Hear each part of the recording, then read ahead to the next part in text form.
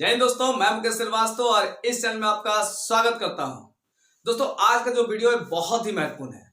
मैं कहूंगा भैया परमाणु बम है किसी भी एग्जाम के लिए। ठीक है, जैसे अगर आप बीपीएससी देने जा रहे हैं, बिहार दरोगा देने जा रहे हैं, बिहार पुलिस देने जा रहे हैं या कोई भी एग्जाम देने जा रहे हैं, उसमें से यहां से 1 या 2 या 3 क्वेश्चन हमेशा एग्जाम में पूछ ही देता है। तो मैं बता देता हूं भाई आज का टॉपिक क्या है। आप पूरा प्राचीन इतिहास से लेकर पूरा आधुनिक भारत यानी मध्यकालीन तक आप जाइएगा तो उसमें राजाओं के द्वारा जो किए गए कार्य है ना, वो बहुत ज्यादा एग्जाम में आता है। तो मैंने क्या किया है, सभी जगह से ला लाकर यहाँ पे बोर्ड पे लिख दिया है और आप भी सरसरी निगाह से जरूर देखिए। यानी जब भी कभी आप एग्जाम देने जा रहे हैं ना, तो इसको सरसरी निगाह से देख लीजिएगा, बड़ा फायदा होगा। ठीक, तो चलिए फिर शुरू करते हैं। मैंने यहाँ पे लिखा हुआ है अस्थाई सेना रखने वाला कौन, तो वो है आपका बिंबिसार। और आप ये ले भी लिया सर जी गलती बता रहे हैं, अलाउद्दीन खिलजी है। लेकिन आप किताबों में देखिएगा प्राचीन इतिहास में सबसे पहले अस्थाई सेना रखने वाला कौन था, तो वो था बिंबिसार। और उसको सैन्य भी कहा जाता है इसी कारण। ठीक है, और यहां तक कि पहली बार सेना में हाथियों का प्रयोग करने वाला भी कौन था, तो बिंबिसार। और एक क्वेश्चन और भी आता है कि बिंबिसार किस वंश के संस्थापक हैं, तो वो कौन से हैं, हर्यक वंश। ठीक है, अब आते हैं आगे। लेकिन इसमें एक और चीज भी है, अंग। यानी आपको पता है 16 महाजनपद थे, तो अंग को मगध में मिलाने वाला कौन, बिंबिसार। यहां से ये सारे क्वेश्चन आते हैं। साथ में आपको ये भी पता होगा कि इनके एक दरबारी थे जो चिकित्सक थे, जिनको हम लोग बोलते हैं जीवक। ठीक है, तो जीवक को इन्होंने अवंती के राजा चंद्रप्रघोत के इलाज के लिए भी भेजा था और ये भी क्वेश्चन बहुत ज्यादा आता है। अब आते हैं आगे। यहां पे देखिए पाटलिपुत्र की स्थापना किसने की, तो बिंबिसार के बाद आया अजातशत्रु, पिता की हत्या करने के बाद। और फिर उदयन ने भी अपने पिता की हत्या करके गद्दी में बैठा था और उसने स्थापना की किस चीज की, तो पाटलिपुत्र की। ये भी बहुत ज्यादा पूछता है। आते हैं शिलालेख की शुरुआत किसने की। ठीक है, अशोक ने शिलालेख, स्तंभ लेख और गुहा लेख ये सब लेख लिखे। तो भाई शिलालेख की शुरुआत किसने की, तो अशोक ने की। यहां पे देख लीजिए। उसके बाद देखिएगा प्रशस्ति लेख की शुरुआत किसने की। अब ई का है प्रशस्ति लेख, इसका मतलब वह राजा जो अपने प्रशंसा के लिए लेख लिखवाता है उसको हम लोग बोलते हैं प्रशस्ति लेख। और इसकी शुरुआत करने वाले कौन थे, तो समुद्रगुप्त। एक चीज और मैं बता दूं कि अशोक ने संस्कृत में कोई भी अभिलेख नहीं लिखे थे। संस्कृत में अभिलेख लिखने की शुरुआत किसने की थी, तो गुप्त वंशों से स्टार्ट हुआ था। और हिंदी में अभिलेख, सबसे पहले हिंदी में अभिलेख लिखने की शुरुआत किसने की थी, तो सैन वंश ने किया था। यह फैक्ट आप देख लीजिएगा।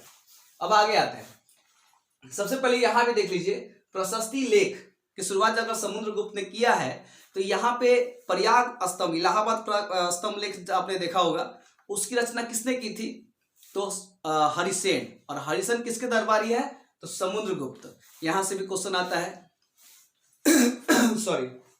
उसके बाद आपको पता होगा कि प्राचीन इतिहास में सबसे फेमस कोई विश्वविद्यालय था तो वो कौन सा था, तक्षशिला। और तक्षशिला किस नदी पे था, तो आपको सिंधु और झेलम नदी के बीच में था। ठीक, तो तक्षशिला की स्थापना किसने की, तो वो है आपका पुष्कर चरित्र। ठीक, उसके बाद आप देखिए नालंदा विश्वविद्यालय की स्थापना किसने की, तो कुमारगुप्त। उसके बाद और आगे देखिए औदंतीपुर विश्वविद्यालय की स्थापना किसने की, तो गोपाल। फिर विक्रम विश्वविद्यालय की स्थापना किसने की, तो धर्मपाल। ये आपके गुप्त वंश से हैं। और कुछ यहां डाटा छूट गया था तो मैंने यहां पे लिख दिया, जैसे कि यहां देखिए हुणों का आक्रमण किसके शासनकाल में हुआ, तो आपका स्कंदगुप्त। और एक चीज और भी है, सुदर्शन झील, जो गिरनार पर्वत पर सुदर्शन झील का जो पुनर्निर्माण कराए थे वो कौन कराया था, स्कंदगुप्त ने ही कराया था। और एक गुप्त वंश में और आता है सती का प्रमाण। यानी सबसे पहले सती होने का प्रमाण 510 ईस्वी में एक एरन अभिलेख था, उसमें किया गया था। और किसके शासनकाल में था, तो भानुगुप्त। ठीक, अब आते इधर तो छूट गया था इसलिए वहां लिखना पड़ा। एक और पूछता है मंदिर, कैलाश मंदिर, कैलाश मंदिर किसने बनाया था, तो कृष्ण प्रथम। उसके बाद कांची का कैलाशनाथ मंदिर किसने बनाया था, तो नरसिंह सेकंड। प्रथम सेकंड याद रखिएगा, इन लोग का नाम नहीं मिलता था। ठीक। अब उसके बाद आते हैं, जैसे भैया गुलाम वंश के संस्थापक कौन, तो कुतुबुद्दीन ऐबक। ऐबक को हम लोग लाख बख्श भी कहते थे, क्योंकि लाखों का दान किया करते थे। ठीक। और एक चीज और भी बताते हैं, नालंदा विश्वविद्यालय जो देख रहे हैं, जिसने कुमारगुप्त ने बनाया था, और इसको बर्बाद करने वाला कौन था, बख्तियार खिलजी। और ये किसका सेनापति था, तो यही ऐबक का था। ये अगर बीपीएससी बिहार से रिलेटेड एग्जाम देने वाले हैं तो आपको याद करना अच्छा रहेगा।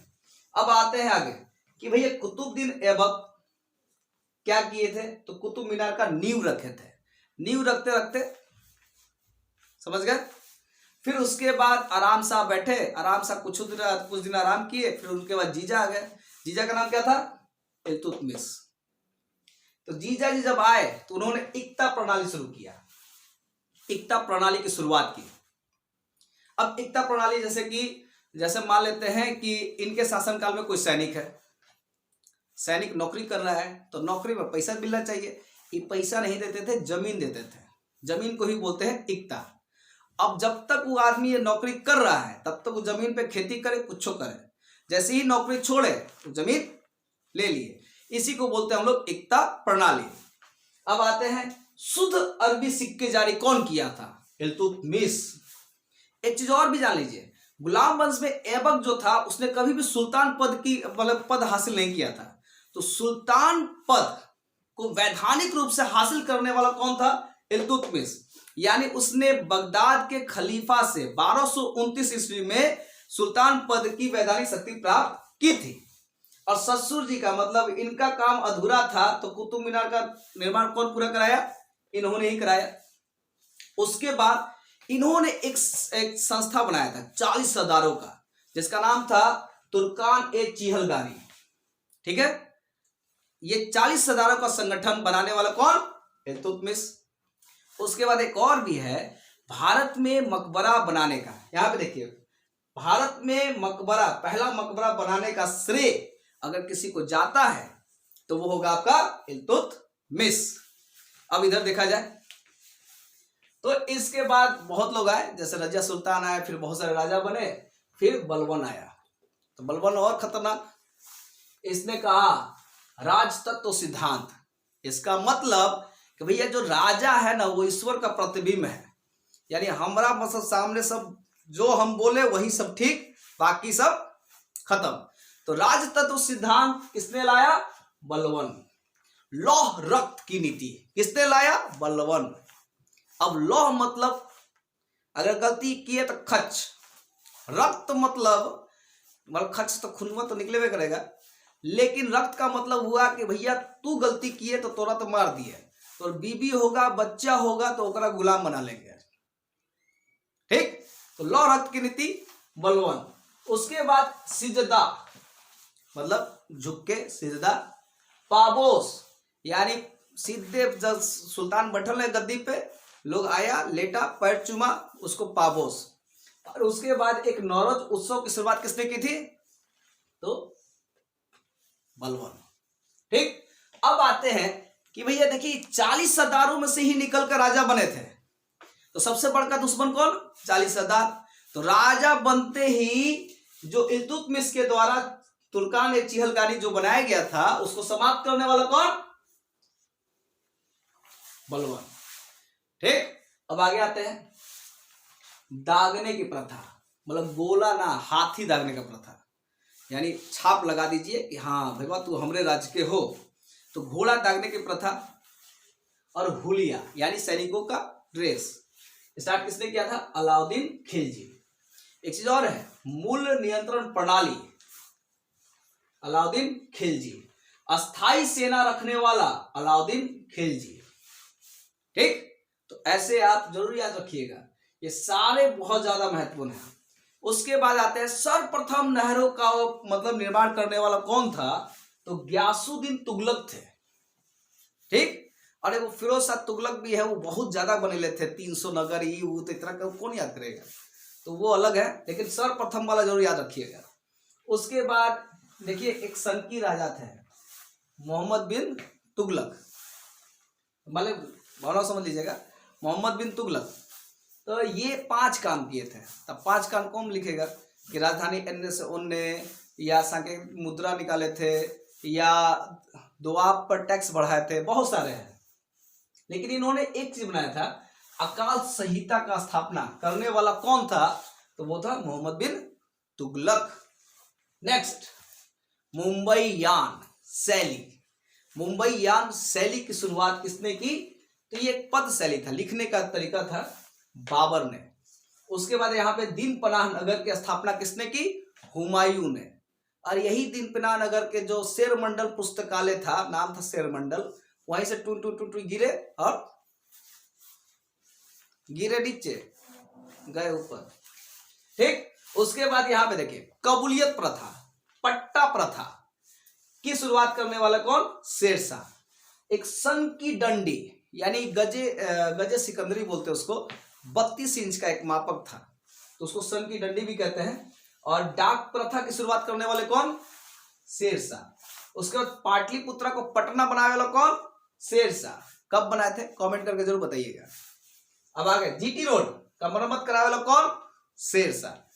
यहां तक कि दाम, रुपया, ये सब सिक्का का नाम भी रखे थे। तो ये सारे फैक्ट हैं। ठीक, और अब आते हैं अकबर के द्वारा किए गए कार्य। देखिए अकबर ने बहुत सारे कार्य किए थे, जैसे कि फतेह सिकरी का स्थापना, इलाही संवत, फिर उसके बाद धर्म भी बनाए थे, इलाही धर्म मतलब उस तरह का। फिर एक मजहर था, मजहर, हरम दल से मुक्ति, जजिया कर को बंद, ये बहुत सारे कार्य किए थे। लेकिन इससे ज्यादा क्या आता है? ये वाला मनसबदारी प्रथा की शुरुआत किसने की? तो अकबर ने की थी। ठीक है, यहां पे देखिए 10 साल बंदोबस्त या जब्ती प्रणाली। अब जब्ती प्रणाली पे थोड़ा सा क्वेश्चन बनता है, क्या कि भाई देखिए इनके शासनकाल में थे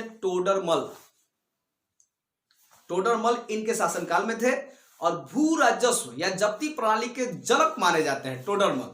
अब अकबर के शासनकाल में हुआ था, इसीलिए जब्ती प्रणाली की शुरुआत किसके शासनकाल में? तो अकबर। लेकिन जनक अगर पूछ दे तो टोडरमल। लेकिन एक क्वेश्चन और आता है कि अकबर से पहले टोडरमल किसके शासनकाल में था?